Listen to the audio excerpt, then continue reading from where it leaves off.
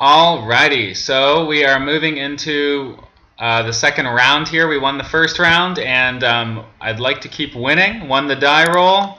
It's all W's from here. Yeah, I want to play first. If I get my Blood-Soaked Champion out, things are going to be... Ooh. Okay, we got a good draw. We have 3 kill spells and no creatures, but 3 kill spells means that we should be able to keep things under control until the creatures are drawn. We also have all 3 of our colors. So can't really complain. I mean, as far as limited goes, you got to be happy with getting your mana base and playable spells. That's usually good enough. Maybe not in the final round, but at this point, sure. Gosh, I must say I really, really love these lands. They look really great. I have to remember to keep these texts nice and large so you guys are going to be able to read it. Hopefully in playback you are. I am looking into ways to get a better, more HD recording so you guys are going to be able to read things better. However, in the meantime, this is the best that we can do. I say you guys like there's a multitude of people watching. For those of you that are watching, it's greatly appreciated, and hopefully you find this semi-entertaining. I'm a teacher recording out of Santo Domingo, Dominican Republic. I'm a Canadian, and I'm just hanging out here doing some high school teaching in my second year. And you can expect all kinds of wacky things to maybe affect these recordings, like power outages, or there's actually a group of stray dogs that live outside my apartment that can get really loud. There's a goose that lives next door. He doesn't live next door. His owners live next door. And anyways, there's a bunch of things that could potentially interfere, and otherwise entertain you guys if you stick around. So I have no control out of my external environment here, as I've learned, unfortunately, having been here for 2 years. But I am very appreciative of anyone that's watching this, and any feedback, comments, criticisms that you're able to give regarding how I record this. Okay, so we've drawn creatures, by the way. Both of them not great, as they are dependent on other creatures doing things in order for them not to just sort of have just negative consequences themselves. For example, Merciless Executioner will end up killing himself if I play him, and Bellowing Saddle Brute will I would lose 4 life if I was to play him. Now, here I'm actually going to play the Merciless Executioner and just double trade off. Why could this be a bad play? Several reasons. I do have all of these kill spells anyways, so this may not be necessary. And also, if I wasn't so busy telling you about myself, I probably should have considered playing the Abzan charm and using its second ability to draw 2 cards and lose 2 life, which could have gotten me out of this awkward situation of having no playable creatures. Now, why did I choose to play the Merciless Executioner? I am playing it because in these colors, red and white in particular, there are lots of ways that you can acquire tokens, creature tokens, cards that will be 2/1s themselves and give you a token, or Hordling Outburst, get some goblins. So I do want Merciless Executioner to be useful while he, at least for a 1-in-1 trade, where I can kill this Gore Swine. Something worth killing. That 4/1 could be a real problem. Red also has this little nasty trick in this format called Barrage of Boulders, where you can deal 1 damage to each creature and your opponent can't block. Something I don't really want to have happen to me. Thus, I kill the pig. Alright, that is a good creature. I have several things that can kill him, though. So this is what happens when you fill your deck with removal. You draw a million removal spells. If he attacks with the high sentinels, I'm going to sandblast it. I'm going to use my removal spells from weakest to strongest. The other reason is, I know you're saying, well, this might not work, DKoop, because he can power it up, and then the sandblast would be lost for nothing. However, I would get him to remove a pump spell, which I would consider a good thing anyway. Okay, so now he is getting all the creatures out there. And we are in desperate need of another mana.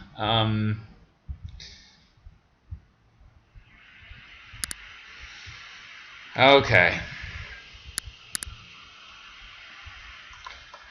So what we're going to do here is take 5 damage. And if you can believe it, I'm going to Abzan Charm myself in order to draw 2 cards.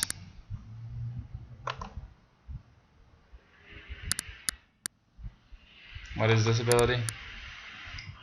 Oh. Ugh. Alright, let's do this.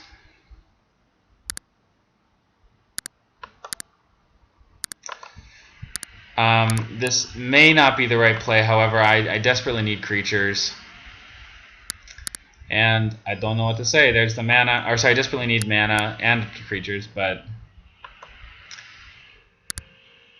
that's the way it's got to be. And we are going to be able to play either the Typhoid Rats or the Saddle Brute this turn. If I play the Saddle Brute, I lose 4 life. It is a gamble. Okay, better plan. We're going to play the Typhoid Rats.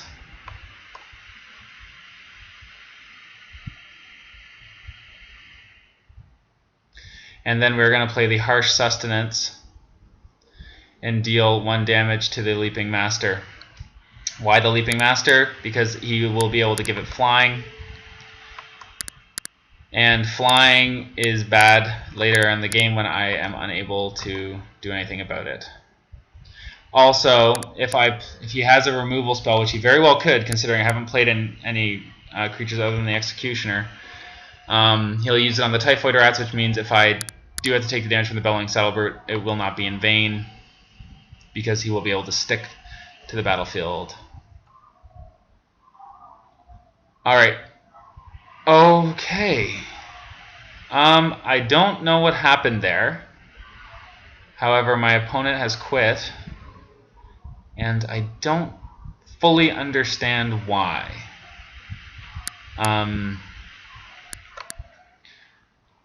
Maybe a bit unfortunate. I mean, I would like to keep playing the game. I'm sure that you guys would like to have seen what else he had in his deck. He certainly should have stuck around to see what else I had in mind. Given his deck, I'm quite happy with the way that mine looks. I mean, I may want to lower the curve. I may want to get rid of some of the larger removal spells, but I'm not overly unhappy with the way it's already laid out. Again, I'm against blue, so I could see some card draw, which I can't really, other than Abzan Charm, compete with. But I guess I'm happy with things. Alright, I guess I'll see you. We'll continue this next battle. See you then. Alright guys, we are back for the second match. Really premature stoppage from my opponent. He certainly quit before the going got rough. And I'm still interested to know why. Okay, so looking at this hand, I do not have many playable spells. If I draw another mana, I will be able to play the Woolly Loxodon. However, I cannot say I'm thrilled with this hand. Since I'm on the draw, maybe it's worth keeping it. We're certainly towing the line here. If I draw black mana, things I'd say are looking pretty good.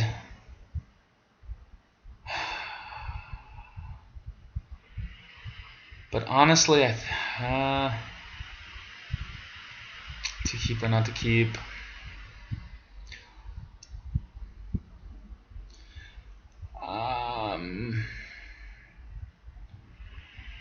Okay, we're gonna mulligan. We're gonna mulligan? We're gonna mulligan, guys. Alright.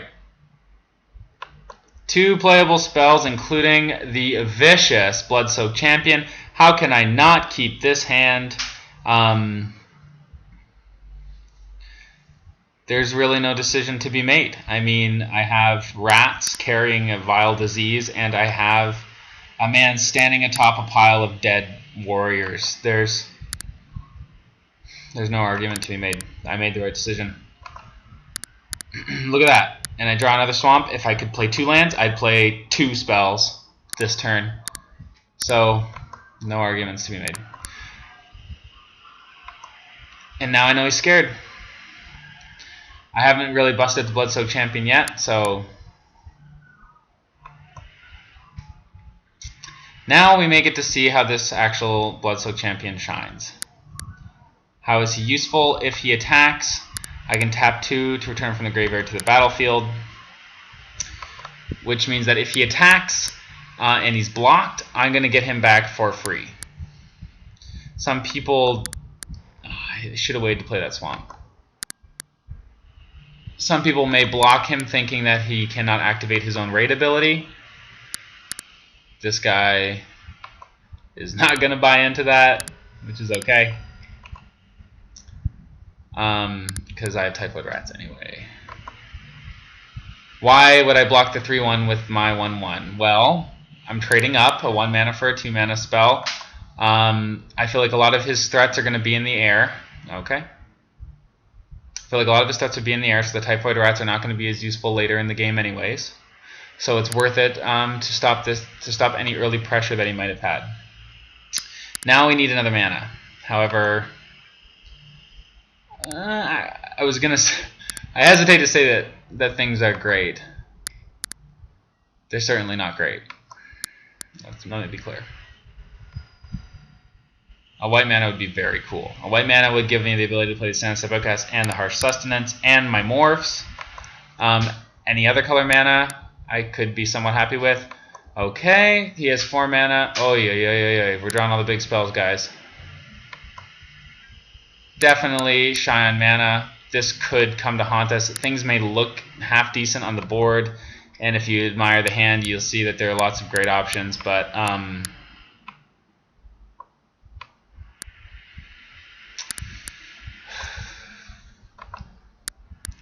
this can all change in an instant. He's getting some high mana on his side. We can start to see some big scary creatures here. However, we're still not. Oh my goodness, not a great draw. Someone up there does not want us to win this game here.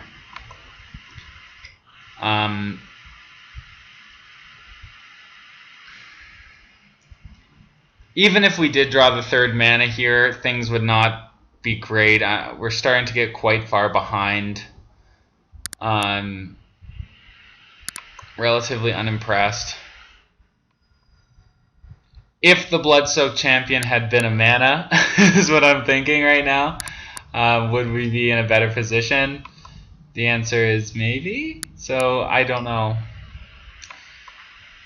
At this point, since now we see the Frost Guide, I'm just going to take the 3 damage. I mean, I've dealt enough to him that the game is not going to last nearly as long. Okay. Oh, yeah, I guess to draw the card. Yeah, that was foolish. Sorry, mistake. You should have... Anyone playing with half a brain should have blocked him there. My mistake. So we drew the mana, which was sort of a win-lose situation there.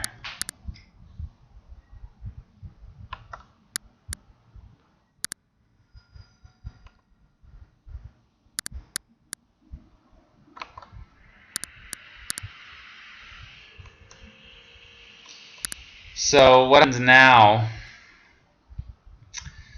is I block the Wandering Champion that I should have killed last turn, because he should not get the ability to loot. To loot means to draw and discard a card. I should not let that happen. The reason why I'm also okay to do that is I can get 2 creatures out with the Sandstep Outcast, which means that my Harsh Sustenance for 3 mana will still be quite useful. I could have 3 more life right now. Let's hope that it doesn't negatively affect things too much down the road. Okay. So what I'm going to do now is go in with the 2/1. This is why Bloodsoaked Champion is useful. You can attack freely without worrying about consequences. And attacking without consequence is great when you're going to play a 4/5 without drawback as a result. My opponent has not played any kill spells. He has not played anything like that. And in those colors, it definitely exists.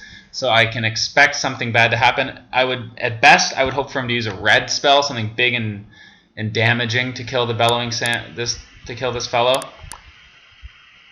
The Bellowing Saddle Brute. If he decides to attack with the Frostwalker,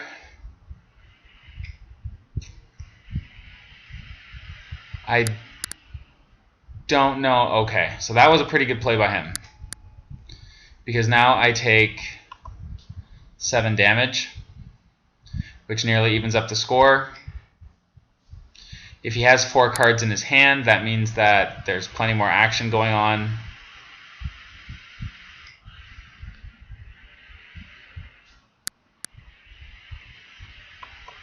And wow.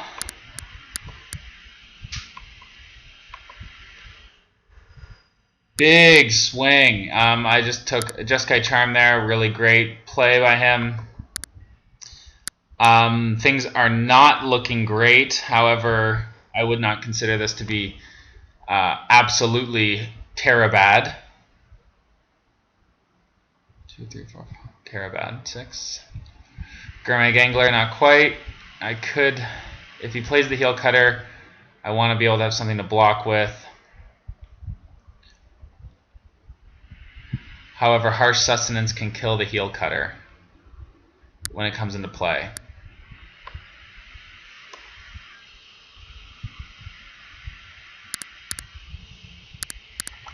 Which I think is what we want to do. I know it seems kind of silly to be playing, to go all in and race when he gets his lifelink and all of his craziness. However, I know that after I play the Harsh Sustenance, I'm going to be able to play the Sandstep Outcast the subsequent turn.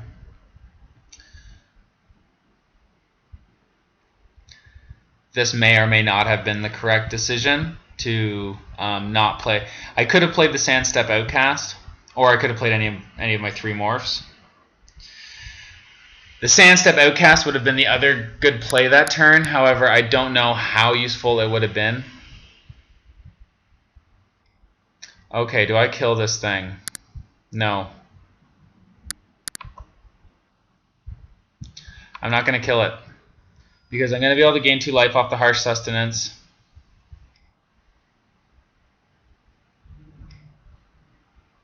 I'm hoping he plays the Goblin Heel Cutter untapped. That is not something I was hoping to see.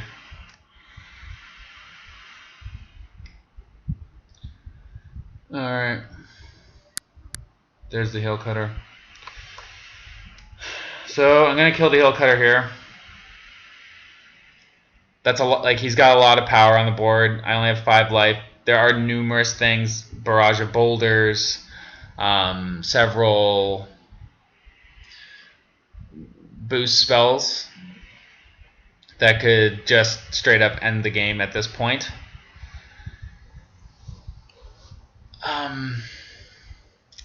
I certainly wouldn't suggest that I've played this game perfectly thus far. However, I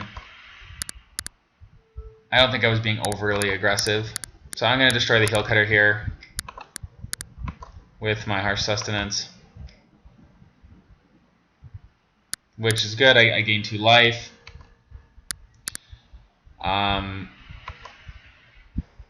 Get my mana out there. 1, 2, 3, 4, 5, 6. So now I can play the Gurmag Angler. Gurmag Angler, sorry. I'm going to attack with both creatures. And I'm going to do that because if he has something like Barrage of Boulders, I'm dead anyways. Perhaps Sandstep Outcast is actually the better play here. Yeah, I think I'm going to play Sandstep Outcast. Get a 1/1 creature. That way I can block both of his creatures. And as well, I'm going to play one of my morphs. I'm going to play the Abzan Guide.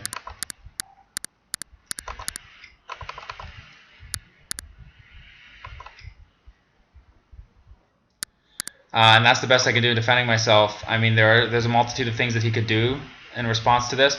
I could have played the Woolly Loxodons, however, I don't have the green mana to flip it, and I'd like... Okay, so what happens here? They gain flying and double strike, so I take 8 damage. Am I dead no matter what? I think I am.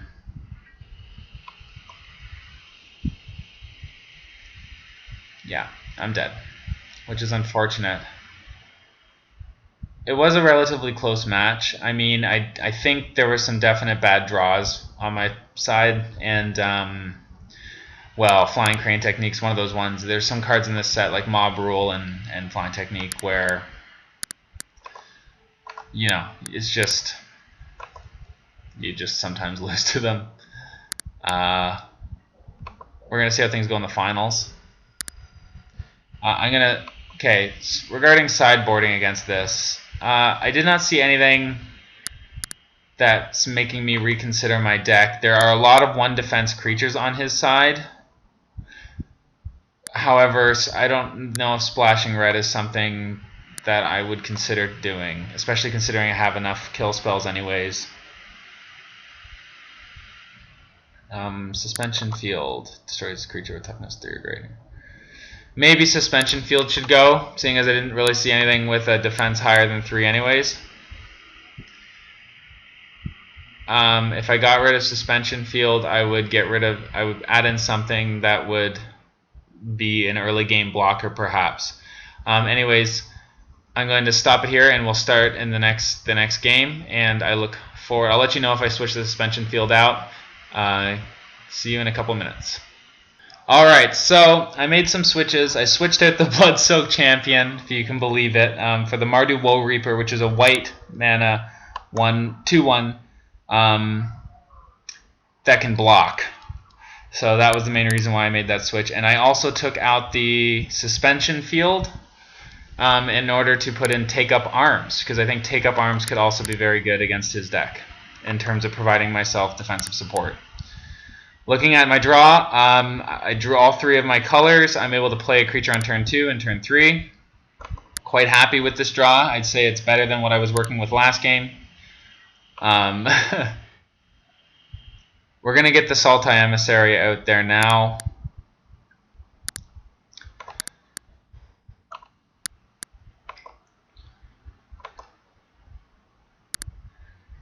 Typhoid Rats was a good draw.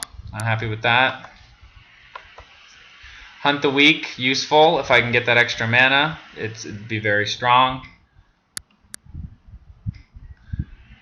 Drawing it a lot more than some of my other removals, it feels like. I don't know, maybe just because it sits in your hand longer than some of the other ones.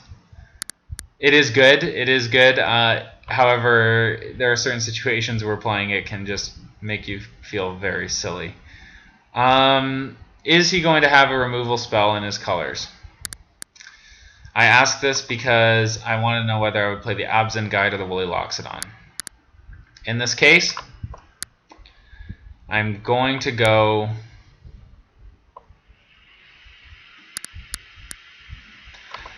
I'm going to go Loxodon. Yeah. No. We're going to go Abzan Guide. Mainly because I didn't see too much in light of removal last game. His deck seemed very creature intensive about keeping the pressure on. He may be more inclined to use his burn spells to hit me directly. If my Abzan Guide can survive, next turn I'll be able to Hunt the Weak, kill something, and then I'll be able to flip it. which is great as far as I'm concerned. Here I take 2 damage. It could have been argued that it was worth keeping this Emissary up for blocking. A strong argument, in fact. Yep, very strong argument. In fact, there's no argument to be made. That's what I should have done, is kept him up for blocking.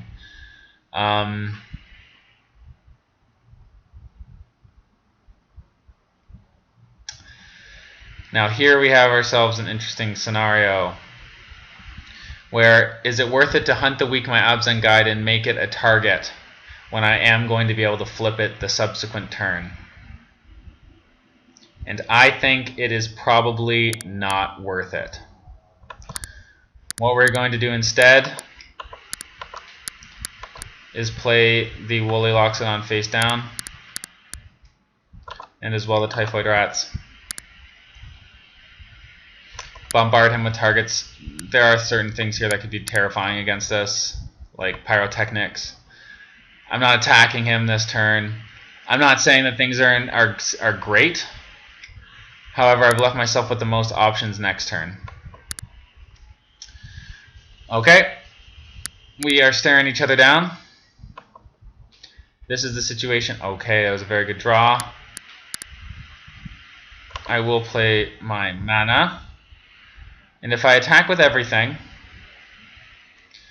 I think I'm gonna, no, why would I attack with everything? Why would I attack with everything? Well, I can distribute +1/+1 counters, and then I could hunt the weak. That's why I would attack with everything.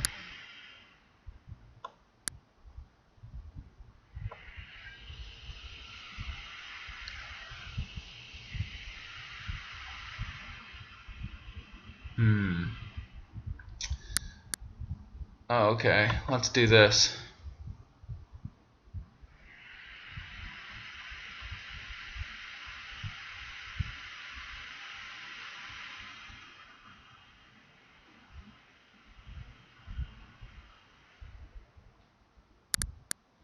Let's not do that.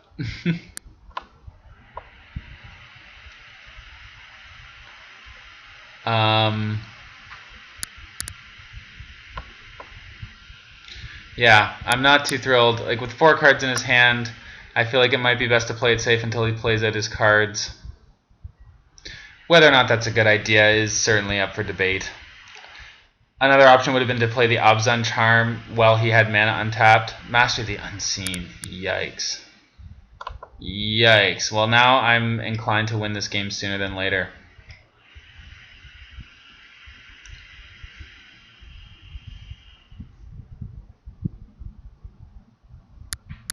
Okay.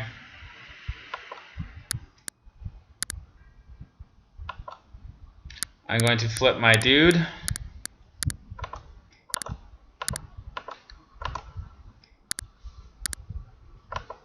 And hope that he never, ever, ever dies.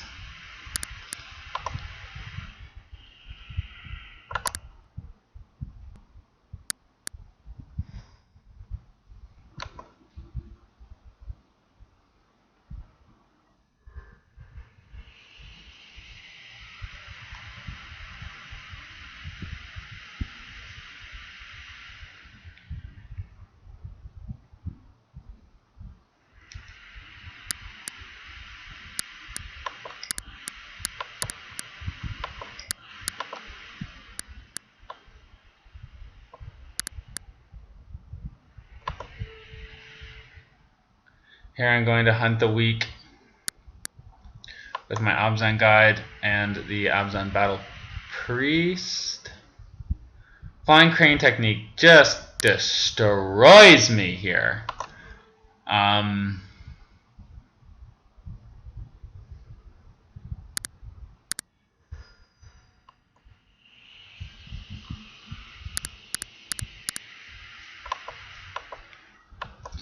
However, I don't think there's a lot that I can do about it. Master of the Unseen is also a very good card against me right now. I mean, things are not wonderful. However, it doesn't seem like he has Flying Crane Technique, and wow, it was a good draw. I will be able to attack with multiple creatures this turn.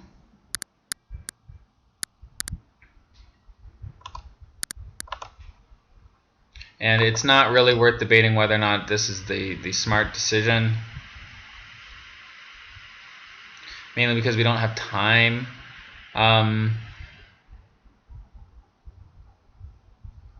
To be making.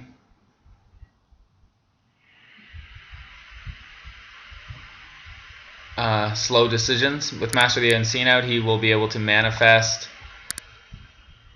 cards like crazy.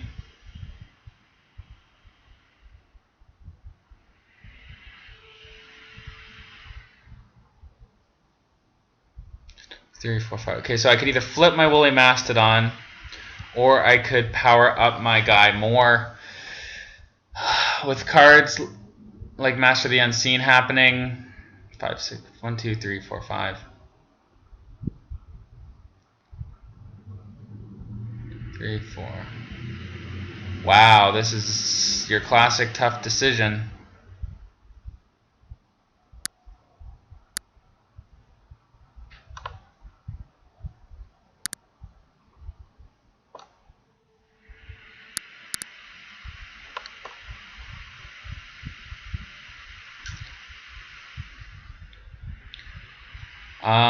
What we're gonna do, 1, 2, 3, 4, 5.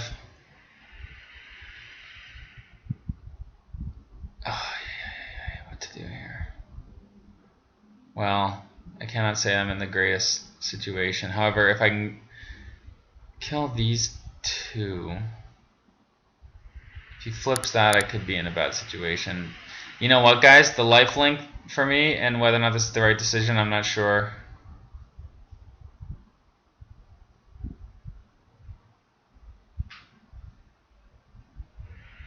Here's what we'll do.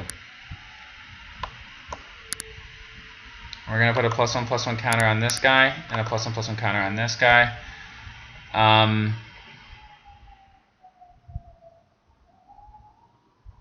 we're going to pray. We're going to pray.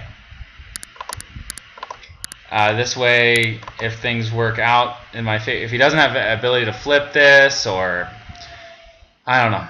I feel like this is the best way to keep them both alive. He could have other tricks, but we're not going to win sitting around with Mastery of the Unseen on the battlefield and Flying Crane Technique in his deck.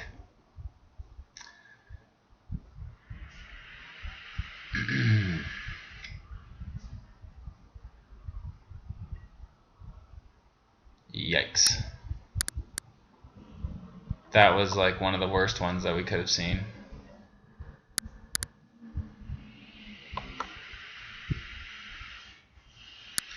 Yeah, not great.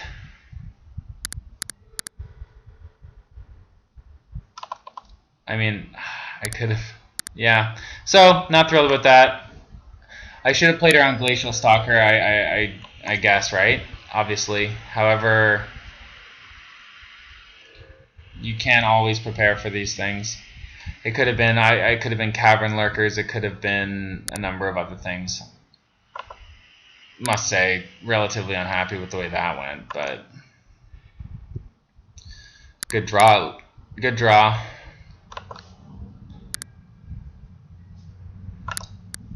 Two, three. Going in with this guy.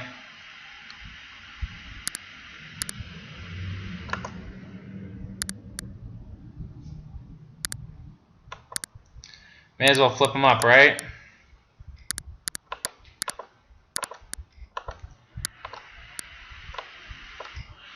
He's bigger than yours.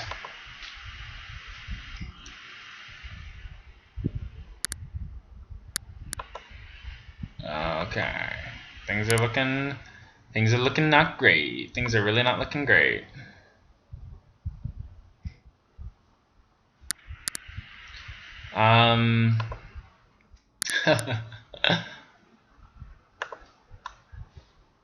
I mean, I don't think we're necessarily just right out of this one, but it is not looking good. What would it take for us to win this? If I find a way to go off with this Dragon Scale General, which has been just kind of sitting in my hand, unfortunately, things could kind of go in our favor. I would need something with Trample or something to develop Trample. Here I'm going to block with the Sultai Emissary because I can't really think of any other reason why I keep him alive. Oh, what are we going to see here? Oh.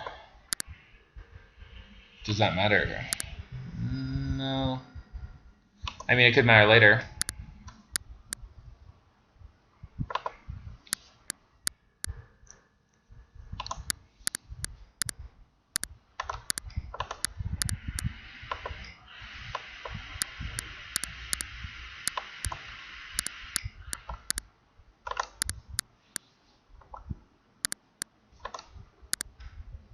Whoops, don't want to do that.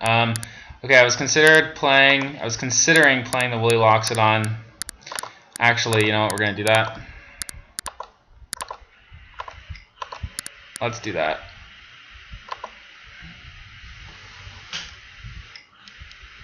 And is this how we lose? Draw 3 cards. Yikes. Yeah, things are not looking good here. Next turn, I'm hoping to do some fancy things with the Dragon Scale General.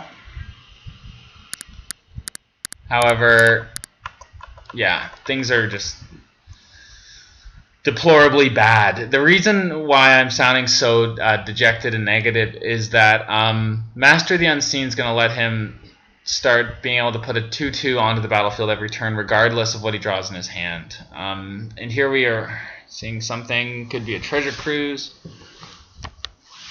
I'm not sure.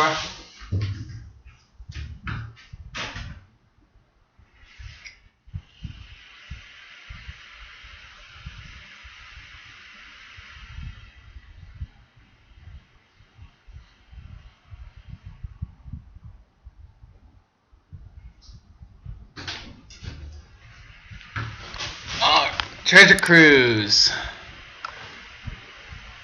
Hooray.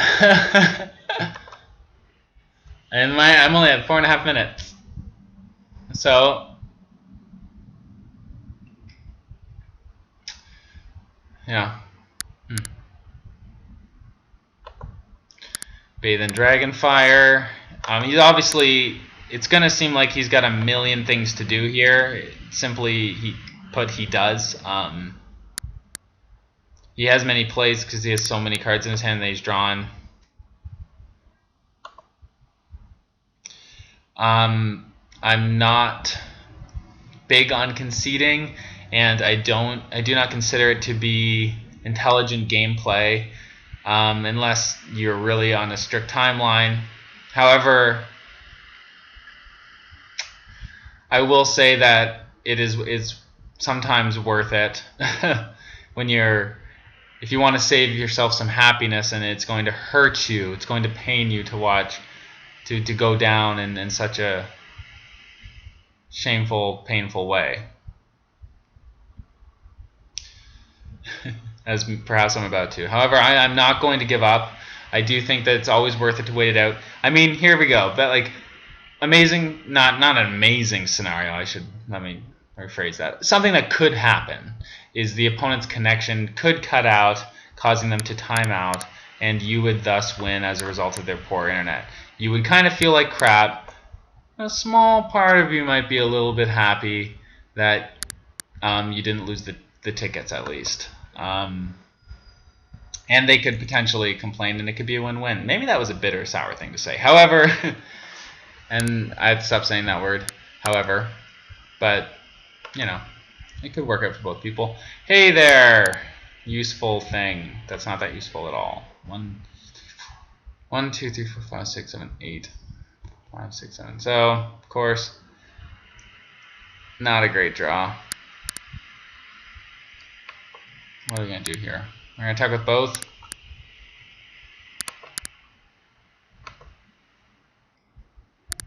I know it seems kind of silly, but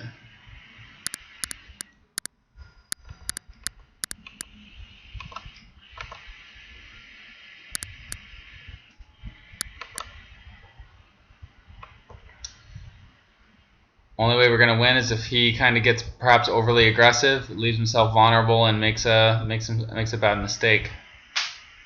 1, 2, 3, 4, 5, 6, 7, 8. Although he is able to manifest multiple cards now. per turn. Instant speed. It's just a bad scenario, guys. Alright.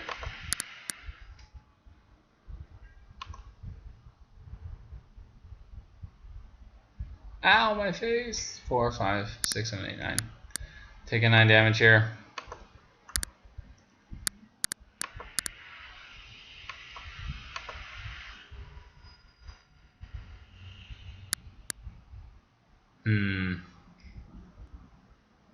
Now what? I'm surprised he didn't wait and just, not that he's playing badly because he's not. He's obviously kicking my buns, but I may have waited and just manifested a creature and then blocked. Because now I can kill this gore swine 2, 3, 4, 5, and attack for 6, 7, 8, 9, 10, 11 for 12 damage. Which puts him in a bad spot, perhaps. Will I die next turn though? 1, 2, 3, 4.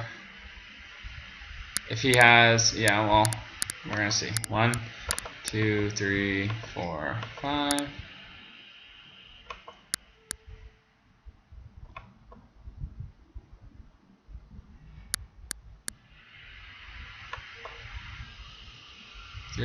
So if he attacks me with the goblin, I take 3, 4, 5, 6, 7, 8, 9. I don't die. And if I was going to be able to block whatever it was that he was going to do, I would have to keep 2 creatures back because he would be able to stop one with the goblin heel cutter. Basically, he has to kill me this turn. And he very well could, don't get me wrong. If he has Flying Crane Technique, that's just GG's. And he's tapping fast enough that he's got something dangerous going on here.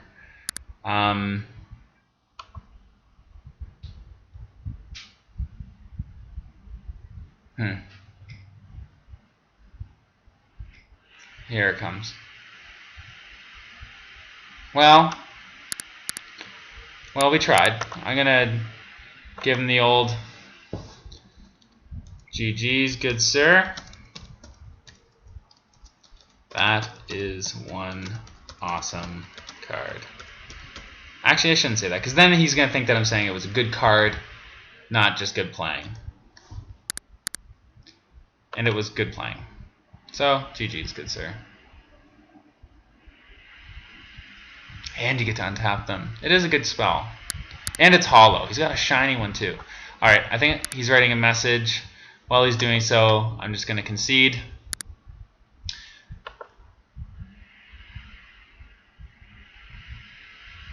It was fun.